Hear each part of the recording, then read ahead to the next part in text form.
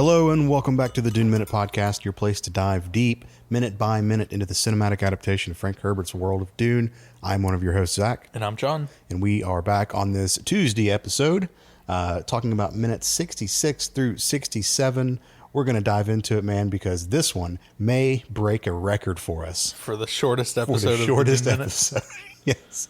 I have 0 book notes. I don't think you have anything from Art and Soul, and there is just not a lot that happens in this minute. It's a lot of quiet walking. Yes.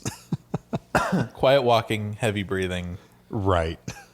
We kick it off with the ornithopters still flying through the dust, landing. We see their landing. Kicking up even more dust. Right. Yet those wings are just flapping away. And Heart moths have a very important job to do, Zach. That's true. So the landing gear extends and they touch down. Yep.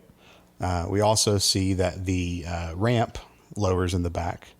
And now we know from personal experience that the ramp and landing gears are connected. Correct. At least in the Lego ornithopters, they are connected. So this holds internal consistency, and I like that. As soon as these ramps lower and they touch down, they just start spilling goons out into the desert.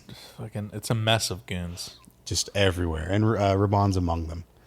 I saw the ornithopters kind of like lift off again, so it looks like they were just like landed.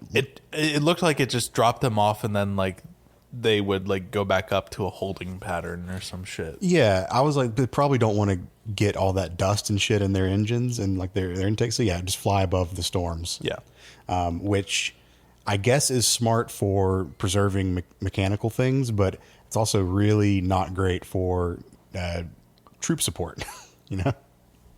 Well, I'm going to go out on a limb here because everything that we've seen historically, the Harkonnens aren't super concerned, seemingly, about troop support. So, people are replaceable. Ornithopters are not. Yeah, I think they're just there easily. mostly for Rabin, and that's it. Yeah, that's fair. And so we get this wall of goons just walking presumably towards the rock outcropping. Yeah, they're fanned out in a grid pattern kind of thing. Yeah. Your classic search pattern in the desert reminded me of the comb the desert scene in Spaceballs. We ain't found shit. Fun fact, the actor who says that is Tim Russ, who plays Tuvok on Star Trek Voyager. Oh. Yeah. And he also has a couple Klingon cameos in earlier Star Trek stuff. So. I didn't realize we were a Star Trek podcast again. Hey, we brought it up. All right. Yeah, we ain't found shit, guys. Tim Russ. All right, cool. Shout out to Spaceballs. As they're walking, their visibility is basically non-existent. They can see 5 feet in front of them at most. Yeah, it is not great. And it's you did this, man. You caused this. You could have not shot a massive volley of missiles into this mountain. Well, since when has Rabin ever had a coherent thought? Yeah, strategy's not really his thing. any degree of foresight. Yeah, he is the blunt tool. Yeah. And they're all real quiet, and they're scanning for movement or life or whatever inside this super low visibility just area that they're in. Yeah. The only sounds that we have are just, the footsteps and then a little bit of radio chatter. But other than that, it's pretty quiet up until Rabin just screams at the top of his lungs, Muad'Dib, show yourself. Yeah. We love a good Dave Bautista yell. Dave Bautista has such a great yelling voice, dude. Yeah. I feel like this scene was mainly there just to showcase his intensity. And just to let him have a moment of raw. Yeah. Because he hasn't really had one since his activity in the movie so far has kind of been just cowering at his uncle for the most part. No. Well, we had the Solito console where he just smashed the shit out of that one dude's face for saying that he looked tired. Yeah, Harky Keitel. Yep. Yeah. That's true. Okay, so yeah, really it's been just very hot and cold with Raban this movie. So fun fact for you, actually. Okay.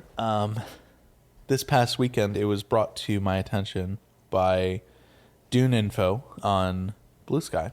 Mm-hmm. The whole scene with Rabin, starting outside of Vladimir's quarters and like hearing the attendants getting just absolutely fucking murdered by the largeness of the man. Sure. All of that was actually shot for part 1. Really? Yeah. And brought into part 2.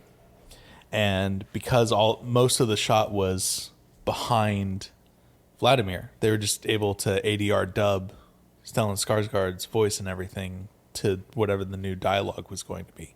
Interesting. Yeah, and so much so that like the shot of the Harkonnen attendants that were dead in the corner was part of the for your consideration packet that Legendary and Warner Brothers sent for Oscars for Dune Part 1. Interesting. I wonder if that played into them kind of being not eligible for as many Oscars for this movie as they could have been. Or if that was only I sound. think the only eligibility thing was the music. Music. Okay. Yeah. Got it. Huh. Because it was still up for best film, best cinematography, like all the other ones. Okay, It was okay. only the music, Okay. which was bullshit. Okay, so that was supposed to be in part 1. I'm trying to go back and think where would that have been in part 1? Because we don't get Maybe they had a, tighten your grip, Rabin, or feel mine around your neck kind of scene for part 1. Yeah, maybe Because if they would have put it anywhere, it probably would have been after the attack, where maybe they had storyboarded shoot the Harkonnen attacks and everything on the other surrounding areas around Arakeen that we were just talking about on yesterday's episode with the lace gun and the atomic blast. Yeah, maybe so. It would have to have been right at the end if it was going to be anywhere. Maybe. Yeah.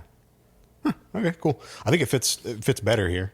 Yeah. No, the context is definitely way better here, but it just makes me want more of whatever the fuck was left on the cutting room. Like, I bet if there was an extended edition, it would be like 4 hours. Oh, easily. Yeah. Give it to me, motherfuckers.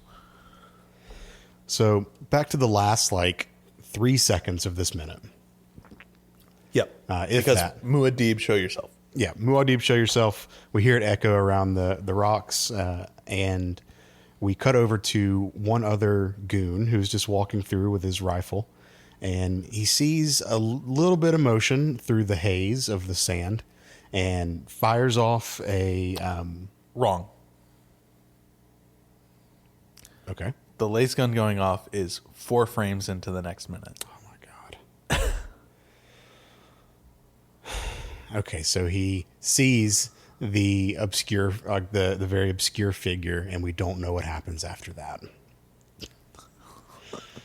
Okay. Yesterday I said I wanted to avoid the pet ants. I didn't know I'm that. going to be pedantic about I didn't know the pet ants I'm were going coming. to be pedantic about the minute-by-minute format, Zach. That's the whole point of this fucking podcast.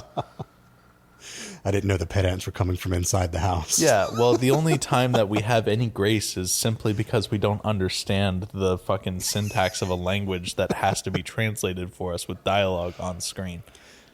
Fine. Yeah, no, you're right.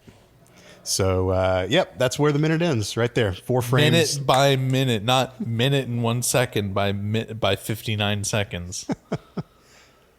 It ends 4 frames sooner than I thought it did. Yeah. I wasn't quick enough on the spacebar pause. Bro, it's FD on Pop Player. I know. I did frame by frame for stuff later in the week. I just didn't do it for this. All right. Well, that I think is going to do it. We've stretched this to not break the record of shortest minute. How long is this one right now? Well, we're at 11 minutes of recording time, so I don't know what it's going to be chopped down to. I'll probably cut it down to pretty short. So. Okay. Cool. Well, I flubbed the outro yesterday, so why don't you take... No, I'm going to let you try it again. We are on social media. Blue Sky, DuneMinute.com. Email, DuneMinute@gmail.com. Reach out to us if you'd like. Goodbye. I know you're a TNG guy, but goddamn, that was the most fucking Captain Kirk ass shit. Holy fuck. All right, cool. Well, we will see y'all tomorrow for the exciting 4 frames that I thought were part of this minute. We will finally get to talk about those tomorrow. All right. See you later.